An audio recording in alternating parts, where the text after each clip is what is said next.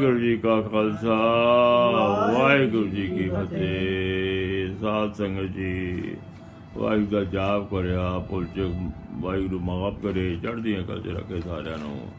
ਆਓ ਆਪਾਂ ਅੱਜ ਦੇਖੀਏ ਕਿਸ ਤਰ੍ਹਾਂ ਬਾਬਾ ਲਹਿਣਾ ਜੀ ਗੁਰੂ ਨਾਨਕ ਦੇਵ ਨੂੰ ਮਿਲੇ, ਕਿਸ ਤਰ੍ਹਾਂ ਉਹ ਦੂਸਰੇ ਗੁਰੂ ਨਾਨਕ ਬਣੇ।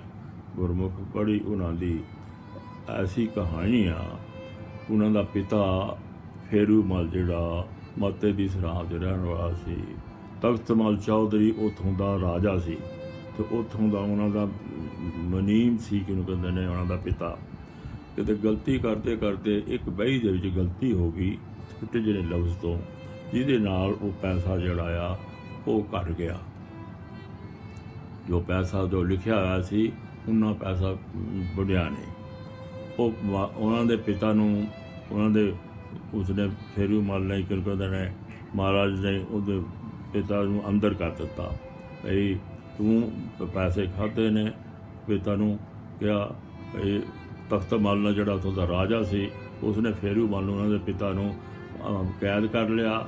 ਔਰ ਇਹਦਾ ਫੇਰੂ ਮਲ ਦੀ, ਕਿਹਨੂੰ ਕਹਿੰਦੇ ਨੇ, ਭੈਣ ਬਣੀ ਹੋਈ ਸੀ, ਉਹਦੀ ਤਖਤ ਮਲ ਦੀ ਲੜਕੀ ਜਿਹੜੀ ਸੀ ਮਾਈ ਬਰਾਈ, ਉਹ ਭੈਣ ਬਣੀ ਹੋਈ ਸੀ। ਉਹ ਖਡੂਰ ਸਾਹਿਬ ਵਿਆਹੀ ਹੋਈ ਸੀ, ਖਡੂਰ ਸਾਹਿਬ ਵਿਆਹੀ ਹੋਈ ਸੀ, ਅਤੇ ਉੱਥੇ ਉਹਨਾਂ ਦੇ ਵਹੀ ਦੇ ਵਿੱਚ ਕਰ ਗਿਆ, ਅਤੇ ਉਹਨਾਂ ਦੇ ਪਿਤਾ ਨੂੰ ਉਹਨਾਂ ਨੇ ਕੈਦ ਕਰ ਲਿਆ। ਉਹਦੇ ਉੱਥੋਂ ਦਾ ਜਿਹੜਾ ਚੌਧਰੀ ਸੀ ਉਹਨੂੰ ਕੈਦ ਕਰ ਲਿਆ। ਕੈਦ ਕਰ ਬੜੇ ਪਰੇਸ਼ਾਨ ਹੋਏ ਲਹਿਣਾ ਜੀ ਪਰੇਸ਼ਾਨ ਹੋਏ ਵੀ ਕੀਤਾ ਤਾਂ ਕੁਛ ਵੀ ਨਹੀਂ, ਆਪਾਂ ਕਿਸੇ ਪੈਸਾ ਵੀ ਨਹੀਂ ਖਾਧਾ, ਕੁਛ ਵੀ ਨਹੀਂ ਕਰਦਾ, ਮੇਰਾ ਪੈਸਾ ਜੀ ਕਿਉਂ ਕੈਦ ਹੋ ਗਿਆ। ਉਹ ਬਰਾਈ ਖਡੂਰ ਸਾਹਿਬ ਬਰਾਈ ਕੋਲ ਆਏ। ਉਹਨਾਂ ਦੀ ਜਿਹੜੀ ਧੀ ਸੀ, ਤਖਤ ਮਲ ਦੀ ਧੀ ਬਰਾਈ ਕੋਲ ਆਏ। ਉਹ ਉਹਨਾਂ ਦੇ ਪਿਤਾ ਦੀ, ਕਿਉਂਕਿ ਉਹਦੇ ਭੈਣ ਬਣੀ ਹੋਈ ਸੀ, ਅਤੇ ਉਹ ਉਹਨਾਂ ਕੋਲ ਆਏ ਕਿ ਮਹਾਰਾਜ ਇੱਕ ਬਹੁਤ ਬੜੀ ਗਲਤੀ ਹੋ ਗਈ ਹੈ। ਉਹਦੀ ਭੈਣ ਨੂੰ ਕਹਿਣ ਲੱਗੇ, ਇਹ ਹੋ ਗਿਆ, ਮੇਰੇ ਪਿਤਾ ਨੂੰ ਅੰਦਰ ਕਰ ਦਿੱਤਾ, ਹੁਣ ਖਾਧਾ ਤਾਂ ਪੈਸਾ ਹੈ ਨਹੀਂ, ਪਰ ਪਤਾ ਨਹੀਂ ਕਿਸ ਤਰ੍ਹਾਂ ਹੋ ਗਿਆ।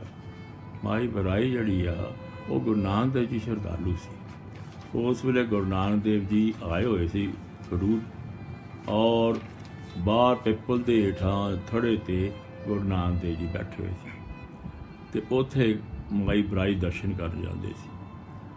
ਉਹ ਮਾਈ ਬਰਾਈ ਨੇ ਕਿਹਾ ਕਿ ਆ ਤੈਨੂੰ ਲੈ ਚੱਲਾਂ, ਐਸੇ ਮਹਾਂਪੁਰਸ਼ਾਂ ਕੋਲ ਲੈ ਚੱਲਣਾ ਜਿਹੜੇ ਦੀਨ ਦੁਨੀਆ ਦੇ ਮਾਲਕ ਨੇ, ਉਹ ਸਾਰਾ ਦੱਸਣਗੇ ਕਿ ਤੂੰ ਖਾਧਾ ਜਾਂ ਨਹੀਂ ਖਾਧਾ ਪੈਸਾ। ਮਾਈ ਬਰਾਈ ਉਹਨੂੰ ਲੈ ਕੇ ਨਾ ਲਹਿਣਾ ਜੀ ਨੂੰ ਅਤੇ ਗੁਰੂ ਨਾਨਕ ਦੇਵ ਪਾਸ। ਗੁਰਮੁਖੋ, ਜਦੋਂ ਆਦਮੀ ਨੂੰ ਕੋਈ ਮੁਸੀਬਤ ਹੁੰਦੀ ਆ ਨਾ, ਤਾਂ ਮੁਸੀਬਤ 'ਚ ਫਸਿਆ ਹੁੰਦਾ, ਉਹਨੂੰ ਕੋਈ ਵਰੀਡ ਹੁੰਦਾ, ਇੰਨੀ ਉਹਨੂੰ ਚਿੰਤਾ ਹੁੰਦੀ ਆ ਕਿ ਉਹਦੇ ਸਾਹਮਣੇ ਰੱਬ ਹੋਏ ਨਾ, ਰੱਬ ਨੂੰ ਵੀ ਨਹੀਂ ਪਛਾਣਦਾ। ਉਸ ਵੱਲ ਲਹਿਣਾ ਜੀ ਚਿੰਤਾ ਸੀ, ਕਿਉਂਕਿ ਉਹਦਾ ਪਿਓ ਉਹਨਾਂ ਦਾ ਕੈਦ ਕੀਤਾ ਹੋਇਆ ਸੀ। ਹੁਣ ਪੈਸੇ ਦੇ ਵਿਚਾਰੇ ਨੇ ਖਾਧੇ ਨਹੀਂ, ਤਾਂ ਉਹ ਬਹੁਤ ਉਸ ਲਈ ਵਰੀਡ ਸੀ, ਬਹੁਤ ਚਿੰਤਕ ਸੀ। ਅਤੇ ਉਹ ਕਹਿੰਦੇ ਨੇ ਮਾਈ ਬਰਾਈ ਉਹਨਾਂ ਨੂੰ ਲੈ ਕੇ ਗਈ ਗੁਰੂ ਨਾਨਕ ਕੋਲ। ਗੁਰੂ ਨਾਨਕ ਜੀ ਥੜੇ 'ਤੇ ਬੈਠੇ ਹੋਏ ਸੀ ਪਿੱਪਲ ਦੇ ਹੇਠਾਂ, ਅਤੇ ਕਮਾਲ ਦੀ ਗੱਲ ਆ, ਉਹ ਕੋਈ ਆਦਮੀ ਲੈਣਾ ਜਿਹੜਾ ਅੱਗੇ ਗੁਰੂ ਨਾਨਕ ਜੀ ਦਾ ਸ਼ਿਸ਼ ਬਣ ਕੇ ਦੂਸਰਾ ਗੁਰੂ ਨਾਨਕ ਬਣੇ, ਗੁਰੂ ਅੰਗਦ ਬਣੇ, ਉਹ ਉਸਨੇ ਜਾਣਦੇ ਗੁਰੂ ਨਾਨਕ ਜੀ ਨੂੰ ਪਛਾਣਿਆ ਨਹੀਂ। ਇਹ ਹੀ ਸਮਝਿਆ ਕਿ ਬੜੇ ਮਹਾਂਪੁਰਸ਼ ਨੇ। ਗੁਰੂ ਨਾਨਕ ਨਹੀਂ ਸਮਝਿਆ, ਜਿਹਦੇ ਬਾਅਦ 'ਚ ਬਣ ਕੇ ਆਪਣਾ ਉਹਨਾਂ ਦੇ ਸੇਵਾਦਾਰ ਬਣ ਕੇ ਦੂਸਰੇ ਗੁਰੂ ਅੰਗਦ ਦੇਵ ਜੀ ਬਣੇ। ਰਾਈ ਨੂੰ ਦੱਸਿਆ ਮਹਾਰਾਜ ਜੀ ਦੇ ਪਿਤਾ ਨੂੰ ਅੰਦਰ ਕੈਦ ਕੀਤਾ, ਤਾਂ ਉਸ ਨੇ ਖਾਧਾ ਤਾਂ ਹੈ ਨਹੀਂ ਪੈਸਾ, ਪਰ ਇਹ ਵਿਚਾਰੇ ਸਾਰੇ ਰੋ ਰਹੇ ਨੇ, ਬੜੇ ਤੰਗ ਨੇ ਇਹਨਾਂ ਨੂੰ। ਗੁਰੂ ਨਾਨਕ ਦੇਵ ਜੀ ਦਿਆਲੂ ਸੀ, ਉਹਨਾਂ ਨੂੰ ਪਤਾ ਸੀ ਵੀ ਇਸ ਨੇ ਮੇਰਾ ਦੂਸਰਾ ਮੇਰਾ ਬਣਨਾ, ਇਸ ਨੇ ਮੇਰੀ ਗੱਦੀ 'ਤੇ ਬਹਿਣਾ, ਇਹ ਗੁਰੂ ਨਾਨਕ ਦੇਵ ਜੀ ਪਤਾ ਸੀ। ਅਤੇ ਉਹਨਾਂ ਨੇ ਉਸ ਵੇਲੇ ਤਾਂ ਕੁਛ ਨਹੀਂ ਉਹਨੂੰ ਕਿਹਾ। ਉਹਨੂੰ ਕਿਹਾ ਵੀ ਤੂੰ ਐਸਾ ਕਰ, ਤੇਰੇ ਪਿਤਾ ਦੀ ਫਲਾਣੀ ਬਹੀ ਦੇ ਉੱਤੇ ਫਲਾਣੀ ਜਗ੍ਹਾ ਗਲਤੀ ਹੋਈ ਆ, ਉਹ ਗਲਤੀ ਜੇ ਠੀਕ ਕਰ ਲੋਗੇ ਤਾਂ ਫਿਰ ਤੁਹਾਡਾ ਸਭ ਕੁਝ ਠੀਕ ਹੋ ਜਾਏਗਾ। ਗੁਰੂ ਨਾਨਕ ਜੀ ਜੋ ਦੱਸਿਆ ਸੀ, ਬਹੀ ਦਾ ਮਹਾਰਾਜ ਦਿਆਲੂ ਕਿਰਪਾਲੂ ਸੀ, ਤਿੰਨਾਂ ਲੋਕਾਂ ਦੇ ਆਪਣਾ ਹੈ ਸੀ ਮਾਲਕ, ਅਤੇ ਉਹ ਉਹਨਾਂ ਨੂੰ ਸਾਰਾ ਪਤਾ ਹੁੰਦੀ। ਉਹਨਾਂ ਨੇ ਕਿਹਾ ਕਿ ਬਹੀ ਦੇ ਵਿੱਚ ਫਲਾਣੇ ਸਫ਼ੇ 'ਤੇ ਫਲਾਣੀ ਲਾਈਨ 'ਤੇ ਇੱਕ ਗਲਤੀ ਹੋਈ ਆ ਲਿਖਣ ਦੇ ਵਿੱਚ, ਅਤੇ ਉਹ ਗਲਤੀ ਠੀਕ ਕਰ ਲਓ ਅਤੇ ਫਿਰ ਬਿਲਕੁਲ ਠੀਕ ਹੋ ਜਾਏਗਾ। ਕੋਈ ਇਹ ਜਾ ਕੇ ਉਹਨਾਂ ਨੇ ਲਹਿਣਾ ਜੀ ਨੇ ਆਪਣੇ ਪਿਤਾ ਜੀ ਨੂੰ ਉਹ ਜਗ੍ਹਾ ਜਾ ਕੇ ਬਹੀ ਦੇ ਵਿੱਚ ਉਹ ਲਫ਼ਜ਼ ਪਕੜ ਲਿਆ, ਉਸ ਗਲਤੀ ਨੂੰ ਠੀਕ ਕਰ ਲਿਆ, ਅਤੇ ਉਹ ਸਾਰਾ ਅਕਾਊਂਟ ਜਿਹੜਾ ਸੀ ਠੀਕ ਹੋ ਗਿਆ, ਸਾਰਾ ਠੀਕ ਹੋ ਗਿਆ ਅਕਾਊਂਟ। ਅਤੇ ਉਸ ਨੂੰ ਕੀ ਕਹਿੰਦੇ ਨੇ ਫਿਰ ਛੱਡ ਰਿਹਾ ਕਰ ਦਿੱਤਾ। ਉੱਥੋਂ ਤਖਤ ਮਲ ਨੇ ਉੱਥੋਂ ਦਾ ਜਿਹੜਾ ਚੌਧਰੀ ਸੀ ਰਿਹਾ ਤਾਂ ਕਰ ਦਿੱਤਾ, ਪਰ ਉਹਨੂੰ ਅਫਸੋਸ ਬੜਾ ਆਇਆ ਵੀ ਖਾਧਾ ਤਾਂ ਹੈ ਨਹੀਂ, ਮੇਰੇ 'ਤੇ ਇਲਜ਼ਾਮ ਲੱਗਿਆ। ਉਹਨਾਂ ਨੇ ਉੱਥੋਂ ਦੀ ਨੌਕਰੀ ਛੱਡਤੀ, ਉਹਦੀ ਨੌਕਰੀ ਛੱਡ ਕੇ ਆ ਕੇ ਹੋਰ ਜਗ੍ਹਾ ਕਿ ਜਗ੍ਹਾ ਰਹਿ ਜਾ ਕੇ ਫਿਰ ਖਡੂਰ ਸਾਹਿਬ ਆ ਕੇ ਰਹੇ।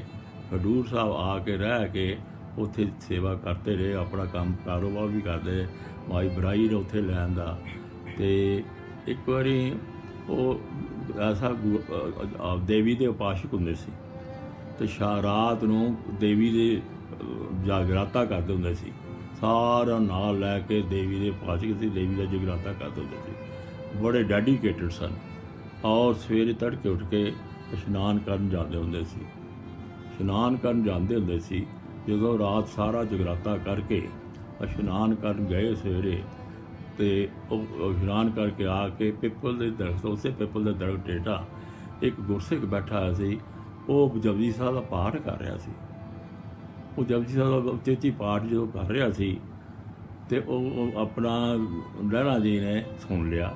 ਲਹਿਣਾ ਜੀ ਹਿਰਦੇ 'ਚ ਐਨ ਖੁੱਭ ਗਿਆ ਕਿ ਇਹ ਕਿਸੇ ਦਾ ਕਿਹਦਾ ਅਮੰਤਰ ਆ, ਕਿਹਦਾ ਜਾਪ ਆ ਜੋ ਕਰ ਰਿਹਾ ਹੈ, ਇਹ ਤਾਂ ਬੜਾ ਇਲਾਹੀ ਜਾਪ ਆ, ਅਕਾਲ ਪੁਰਖ ਦਾ ਸਿਫਤ ਸਲਾਹ ਆ। ਉਹ ਜਾ ਕੇ ਉਹਦੇ ਚਰਨਾਂ 'ਚ ਟਹਿ ਪਿਆ, ਕਹਿੰਦਾ ਜੇ ਕਿਹਦੀ ਬਾਣੀ, ਕਿਹਦਾ ਜਾਪ ਕਰਕੇ ਦੱਸ, ਜਿਹੜਾ ਪਾਠ ਕਰ ਰਹੇ ਹੋ ਕਿਹਦਾ ਪਕੜਿਆ, ਕਿਹਦੀ ਬਾਣੀ ਹੈ, ਕਿਹਦਾ ਕਲਾਮ ਆ, ਕਿਸ ਨੇ ਲਿਖਿਆ? ਕਹਿੰਦੇ ਗੁਰੂ ਨਾਨਕ ਸੱਚੇ ਪਾਤਸ਼ਾਹ ਨੇ ਲਿਖਿਆ, ਇਹ ਗੁਰੂ ਨਾਨਕ ਦੇਵ ਜੀ ਬਾਣੀ ਹੈ। ਗੁਰੂ ਨਾਨਕ ਦੇਵ ਜੀ ਬਾਣੀ ਪੁੱਛੇ ਕਿ ਗੁਰੂ ਨਾਨਕ ਜੀ ਕਿੱਥੇ ਹੁੰਦੇ ਨੇ? ਕਰਤਾਰਪੁਰ, ਉੱਥੇ ਉਹਨਾਂ ਨੇ ਡੇਰਾ ਲਾਇਆ, ਉਹ ਉੱਥੇ ਹੁੰਦੇ ਨੇ ਕਰਤਾਰ। ਗੁਰਮੁਖਾ ਬੜੀ ਤੰਗ ਅੰਦਰ ਤਾਂਘ ਪੈ ਗਈ, ਐਨੀ ਤਾਂਘ ਪਈ ਕਿ ਮੈਂ ਗੁਰੂ ਨਾਨਕ ਜੀ ਦੇ ਦਰਸ਼ਨ ਕਰੇ। ਇਹ ਦੇਵੀ ਦੇ ਕਰਦੇ ਹੁੰਦੇ ਸੀ, ਯਾਤਰਾ ਕਰਨ ਆਉਂਦੇ ਹੁੰਦੇ ਸੀ, ਅਤੇ ਇਹ ਜਥੇਦਾਰ ਹੁੰਦੇ ਸੀ ਉਸ ਮਹਿਮ ਦੇ, ਜਿਹੜੇ ਲੋਕਾਂ ਨੂੰ ਜਾਂਦੇ ਸੀ ਨਾ, ਉਹਦੇ ਜਥੇਦਾਰ ਹੁੰਦੇ ਸੀ, ਲੀਡਰ ਹੁੰਦੇ ਸੀ। ਇਹ ਘੋੜੇ 'ਤੇ ਚੜ੍ਹੇ ਹੋਏ ਸੀ, ਘੋੜੇ 'ਤੇ ਚੜ੍ਹੇ ਹੋਏ ਸੀ, ਅਤੇ ਨੈਚੁਰਲੀ ਕਿਉਂਕਿ ਦੇਖੋ ਮੁਸੀਬਤ, ਗੁਰੂ ਨਾਨਕ ਦੇ ਪਹਿਲੇ ਵੀ ਦਰਸ਼ਨ ਹੋਏ, ਉਦੋਂ ਮੁਸੀਬਤ ਜਦੋਂ ਹੋਏ ਨਾ, ਆਦਮੀ ਰੱਬ ਨੂੰ ਵੀ ਨਹੀਂ ਪਛਾਣਦਾ। ਗੁਰੂ ਨਾਨਕ ਦੇ ਪਹਿਲੇ ਦਰਸ਼ਨ ਹੋਏ ਸੀ, ਜਦੋਂ ਉਹਨਾਂ ਨੂੰ ਪੁੱਛਿਆ, ਗੁਰੂ ਨਾਨਕ ਦੱਸਿਆ ਫਲਾਣੀ ਬਈ ਅਤੇ ਫਲਾਣੇ ਸਮੇਂ ਦੇ ਕਰ ਲਓ ਅਤੇ ਤੁਹਾਡਾ ਠੀਕ ਹੋ ਜਾਏਗਾ, ਉਸੇ ਤੋਂ ਮੁਸੀਬਤ ਸੀ। ਔਰ ਫਿਰ ਜਦੋਂ ਗਏ ਨੇ, ਜਾਂਦੇ ਆਪਣੇ ਮਹਿਣ ਨਾਲ ਜਾ ਰਹੇ ਸੀ, ਦੇਵੀ ਦੇ ਦਰਸ਼ਨ ਕਰਨ ਜਾ ਰਹੇ ਸੀ, ਵੈਸ਼ਨੋ ਦੇਵੀ ਦੇ ਦਰਸ਼ਨ ਜਾ, ਕਹਿੰਦੇ ਜਵਾਲਾਮੁਖੀ ਦੇ, ਇਹ ਉਹਨਾਂ ਲੋਕ ਉੱਥੇ ਗਏ। ਅਤੇ ਕਰਤਾਰਪੁਰ ਦੇ ਬਾਹਰ ਕੋਈ 4-5 ਕਿਲੋਮੀਟਰ ਤੋਂ ਸੜਕ ਸੀ ਕੋਲ, ਉੱਥੇ ਉਹਨਾਂ ਨੇ ਕਿਹਾ ਵੀ ਤੁਸੀਂ ਇੱਥੇ ਆਰਾਮ ਕਰੋ ਅਤੇ ਮੈਂ ਕਹਿੰਦੇ ਗੁਰੂ ਨਾਨਕ ਦੇਵ ਜੀ ਦੇ ਦਰਸ਼ਨ ਕਰਾਂ। ਗੁਰਮੁਖੋ ਬੜਾ ਸੱਜੇ ਧੱਜੇ ਸੀ, ਘੋੜੇ 'ਤੇ ਚੜ੍ਹੇ ਹੋਏ ਸੀ, ਬੜੀ ਸੋਹਣੀ ਪੁਸ਼ਾਕ ਪਾਈ ਹੋਈ ਸੀ, ਜਿਸ ਤਰ੍ਹਾਂ ਰਾਜਿਆਂ ਵਰਗੀ ਪੁਸ਼ਾਕ ਪਾਈ ਹੋਈ ਸੀ। ਘੋੜੇ 'ਤੇ ਬੋਲ ਲਿਆ, ਕਰਤਾਰਪੁਰ ਘੋੜਾ ਬੋਲਿਆ, ਅਤੇ ਮਹਾਰਾਜ ਕਹਿੰਦੇ ਨੇ ਚਰਨ ਸ਼ਰਨ ਗੁਰ ਏਕ ਪੈਂਡਾ ਜਾਏ ਚੱਲ, ਸਤਿਗੁਰ ਕੋਟ ਪੈਂਡਾ ਆਗੇ ਹੋਏ ਜਾਂਦਾ। ਇੱਕ ਕਦਮ ਅਸੀਂ ਰੱਖੀਏ ਅਤੇ ਕਰਤਾਰ ਕਈ ਕਦਮ ਆ ਕੇ ਸਾਨੂੰ ਕਹਿੰਦੇ ਨੇ, ਆਹ ਬੇਟਾ ਆ ਮੇਰੀ ਜੱਫੀ ਜਾ। ਘੋੜਾ ਮੋੜਿਆ ਹੀ ਆ, ਅਤੇ ਗੁਰੂ ਨਾਨਕ ਦੇਵ ਜੀ ਆਪਣੀ ਗੱਦੀ ਤੋਂ ਉੱਠ ਪਏ, ਗੱਦੀ ਤੋਂ ਉੱਠ ਕੇ ਲੈਣਗੇ ਉਸ ਨੂੰ। ਜਿਸ ਵੇਲੇ ਗੁਰੂ ਨਾਨਕ ਜੀ ਸਾਦੇ ਸੀ ਬਿਲਕੁਲ, ਅਤੇ ਉਹ ਐਨ ਬਣੇ ਹੋਏ ਸ਼ਕੀਨ ਬਣੇ ਹੋਏ ਸੀ ਲਹਿਣਾ ਜੀ, ਕਿਉਂਕਿ ਉਹ ਜਥੇਦਾਰ ਸਨ ਸਾਰੇ ਲੈਣ ਦੇ, ਜਿਹੜੇ ਦੇਵੀ ਨੂੰ ਜਾ ਰਹੇ ਸੀ ਜਥਾ, ਉਹਨਾਂ ਦਾ ਸਾਰੇ ਲੋਕ ਜਾ ਰਹੇ, ਉਹਨਾਂ ਦਾ ਲੀਡਰ ਸਨ, ਉਹ ਜਥੇਦਾਰ ਸਨ।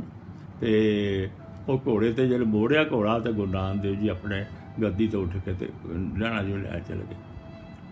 ਅਤੇ ਜਿਹੜਾ ਲਹਿਣ ਜੀ ਨੇ ਘੋੜਾ ਮੋੜ ਕੇ ਅੱਗੇ ਬੜਾ ਸੋਹਣੀ ਪੁਸ਼ਾਕ ਪਾਈ ਹੋਈ ਸੀ, ਬੜੀ ਰੇਸ਼ਮੀ ਕੱਪੜੇ ਪਾਏ ਹੋਏ ਸੀ, ਅਤੇ ਗੁਰੂ ਨਾਨਕ ਦੇਵ ਜੀ ਨੇ ਅੰਦਰ ਆ ਕੇ ਦੇਖਿਆ ਅਤੇ ਪੁੱਛਿਆ ਗੁਰੂ ਨਾਨਕ ਦੇਵ ਜੀ ਨੂੰ, ਬਾਬਾ ਜੀ ਗੁਰੂ ਨਾਨਕ ਦੇਵ ਜੀ ਦਾ ਕਿਹੜਾ ਘਰ ਆ ਉੱਥੇ? ਉੱਥੇ ਉਹ ਕਹਿੰਦੇ ਗੁਰੂ ਨਾਨਕ ਜੀ ਮੈਂ ਦਰਸ਼ਨ ਕਰਨੇ ਗੁਰੂ ਦੇ। ਗੁਰੂ ਨਾਨਕ ਜੀ ਕਹਿੰਦੇ ਆਪ ਪੁੱਤਰ ਮੈਂ ਲੈ ਚਲਾਂ ਤੁਹਾਨੂੰ ਗੁਰੂ ਨਾਨਕ ਜੀ ਘਰ। ਦੇਖੋ ਗੁਰੂ ਨਾਨਕ ਆਪ ਲਗਾਮ, ਕੋਈ ਕਹਿੰਦਾ ਲਗਾਮ ਫੜ ਕੇ ਲੈ ਗਏ ਬਾਹਰ ਜਾ ਕੇ ਅੱਗੇ ਮਹਾਰਾਜ, ਕੋਈ ਕਹਿੰਦੇ ਅੱਗੇ ਚਲੇ। ਬਾਬਾ ਲਾਲ ਜੀ ਪਿੱਛੇ ਘੋੜੇ 'ਤੇ ਚੜ੍ਹੇ ਹੋਏ ਨੇ, ਘੋੜੇ 'ਤੇ ਚੜ੍ਹੇ ਹੋਏ ਨੇ ਪਿੱਛੇ, ਅਤੇ ਗੁਰੂ ਨਾਨਕ ਦੇਵ ਜੀ ਅੱਗੇ ਜਾ ਰਹੇ ਨੇ, ਲਗਾਮ ਫੜ ਕੇ ਜਾ ਰਹੇ ਨੇ। ਤੇ ਜਾ ਕੇ ਉੱਥੇ ਜਾ ਕੇ ਜਿਹੜੇ ਕਰਤਾਰਪੁਰ ਜਾ ਕੇ ਉਹਨੂੰ ਕਿਹਾ ਵੀ ਆਹ ਉੱਥੇ ਘੋੜਾ ਬੰਦ ਹੈ। ਤੇ ਉਸ ਰਸਤੇ ਅੰਦਰ ਚੱਲਦਾ ਤੇ ਗੁਰੂ ਨਾਨਕ ਬੈਠਾ ਹੋਇਆ। ਇਹਨਾਂ ਨੂੰ ਉਸ ਤਰ੍ਹਾਂ ਹੀ ਕੀਤਾ। ਆਪ ਗੁਰੂ ਨਾਨਕ ਜੀ ਦੂਸਰੇ ਰਸਤੇ ਚੱਲ ਕੇ ਉੱਥੇ ਜਾ ਗੱਦੀ ਤੇ ਬਹਿ ਗਏ। ਜਿਹੜੇ ਗਏ ਅੰਦਰ ਲਹਿਣਾ ਜੀ ਤੇ ਗੁਰਮੁਖੋ ਪਿਛਲੇ ਵਕਤਾਂ ਜਿਹੜੇ ਲੋਕੀ ਜਾਂਦੇ ਹੁੰਦੇ ਸੀ ਨਾ ਮਹਾਂਪੁਰਸ਼ਾਂ ਦੇ ਦਰਸ਼ਨ ਮੇਲਾ ਕਰਨ, ਉਦੋਂ ਨੀਵੀਆਂ ਨਜ਼ਰਾਂ ਜਾਂ ਕਰਦੇ ਸੀ, ਉੱਚੀਆਂ ਨਜ਼ਰਾਂ ਨਹੀਂ ਸੀ ਕਰਦੇ। ਕੀ ਦੇਖਦੇ ਉਸ ਵੇਲੇ? ਕਿਉਂਕਿ ਜਦੋਂ ਗੁਰੂ ਨਾਨਕ ਦੇ ਦਰਸ਼ਨ ਕਰਨਗੇ ਨੇ ਹੱਥ ਜੋੜੇ ਹੋਏ ਹੇਠਾਂ ਚਿਹਰਾ ਕੀਤਾ ਹੈ, ਜ਼ਮੀਨ ਨੂੰ ਦੇਖਦੇ ਜਾ ਰਹੇ ਨੇ, ਗੁਰੂ ਨਾਨਕ ਵੱਲ ਨਹੀਂ ਦੇਖਿਆ ਉਹਨਾਂ ਨੇ। ਜਾ ਕੇ ਤੇ ਗੁਰੂ ਨਾਨਕ ਦੇ ਚਰਨਾਂ 'ਚ ਮੱਥਾ ਟੇਕ ਦਿੱਤਾ। ਮੱਥਾ ਟੇਕ ਕੇ ਤੇ ਗੁਰਮੁਖੋ ਮਹਾਰਾਜ ਨੇ ਚੁੱਕਿਆ ਤਾਂ ਜਿਹੜੇ ਉਠਾਇਆ ਤਾਂ ਦੇਖਿਆ ਤੇ ਇਹ ਤਾਂ ਉਹੀ ਬਾਬਾ ਆ, ਇਹ ਗੁਰੂ ਨਾਨਕ ਆ ਜਿਹੜਾ ਮੇਰੇ ਘੋੜੇ ਨੂੰ ਫੜ ਕੇ ਲਿਆ। ਮੈਂ ਘੋੜੇ ਤੇ ਔਰ ਇਹ ਮੈਨੂੰ ਫੜ ਕੇ ਲਿਆ, ਉਹਦਾ ਲਗਾਮ ਫੜ ਕੇ ਲਿਆ, ਪੱਬਾ ਮਾਰ ਕੇ ਰੋ ਪਏ। ਗੁਰੂ ਨਾਨਕ ਜੀ ਜਦੋਂ ਪੱਬਾ ਮਾਰ ਕੇ ਰੋਣ ਲੱਗ ਪਏ, ਸਾਰੀ ਸੰਗਤ ਬੈਠੀ ਹੋਈ ਸੀ ਤੇ ਗੁਰੂ ਨਾਨਕ ਨੇ ਪੁੱਛਿਆ ਬੇਟਾ ਕਿਉਂ ਰੋਣਾ ਪਿਆ, ਪ੍ਰੇਮੀਆ ਕਿਉਂ ਰੋਣਾ ਪਿਆ? ਕਹਿੰਦਾ ਮਹਾਰਾਜ ਬੜੀ ਗੁਸਤਾਖੀ ਹੋਈ, ਬਹੁਤ ਗੁਸਤਾਖੀ ਹੋਈ। ਮੈਂ ਤੁਹਾਨੂੰ ਗੁਰੂ ਧਾਰਨ ਆਇਆ ਸੀ ਔਰ ਤੁਸੀਂ ਮੇਰੀ ਲਗਾਮ ਫੜ ਕੇ ਲਿਆਏ ਘੋੜੇ ਦੇ। ਤੁਸੀਂ ਲਗਾਮ ਫੜ ਕੇ ਆਏ ਤੇ ਗੁਰੂ ਨਾਨਕ ਜੀ ਬੜੇ ਪ੍ਰੇਮ ਨਾਲ ਮੁਸਕਰਾ ਕੇ ਕਿਹਾ, ਉਹ ਰੋ ਰਹੇ ਸੀ। ਗੁਰੂ ਨਾਨਕ ਮੁਸਕਰਾ ਕੇ ਕਹਿੰਦਾ ਤੇਰਾ ਨਾਂ ਕੀ ਹੈ? ਲਹਿਣਾ। ਤੇ ਗੁਰੂ ਨਾਨਕ ਦੇਵ ਜੀ ਮੁਸਕਰਾ ਕਹਿੰਦੇ ਲੈਣ ਵਾਲੇ ਘੋੜਿਆਂ ਤੇ ਆਉਂਦੇ ਨੇ, ਦੇਣ ਵਾਲੇ ਪੈਦਲ ਜਾਣੇ। ਬੜੀ ਵਗਜੀ ਰਮ ਸੀ ਉਹ। ਮਤਲਬ ਤੂੰ ਮਹਾਰਾਜ ਨੇ ਕਿਹਾ ਤੂੰ ਮੇਰੇ ਹੀ ਦੂਸਰੀ ਗੱਦੀ ਲੈਣੀ ਆ, ਦੂਸਰਾ ਗੁਰੂ ਨਾਨਕ ਬਣਨਾ ਆ, ਤੂੰ ਮੇਰੇ ਕੋਲ ਲੈਣੀ ਆ ਸਾਰੀ ਵਸਤੂ ਜਿਹੜੀ ਆ ਰੂਹਾਨੀ ਵਸਤੂ, ਤੂੰ ਲੈ ਕੇ ਦੁਨੀਆ ਨੂੰ ਉਪਦੇਸ਼ ਦੇਣਾ ਆ, ਦੂਸਰਾ ਗੁਰੂ ਨਾਨਕ ਬਣਨਾ, ਦੂਸਰੀ ਗੱਦੀ ਲੈਣੀ ਆ। ਤੇ ਲੈਣ ਵਾਲੇ ਘੋੜਿਆਂ ਤੇ ਆਉਂਦੇ ਨੇ, ਦੇਣ ਵਾਲੇ ਪੈਸੇ ਆਉਂਦੇ।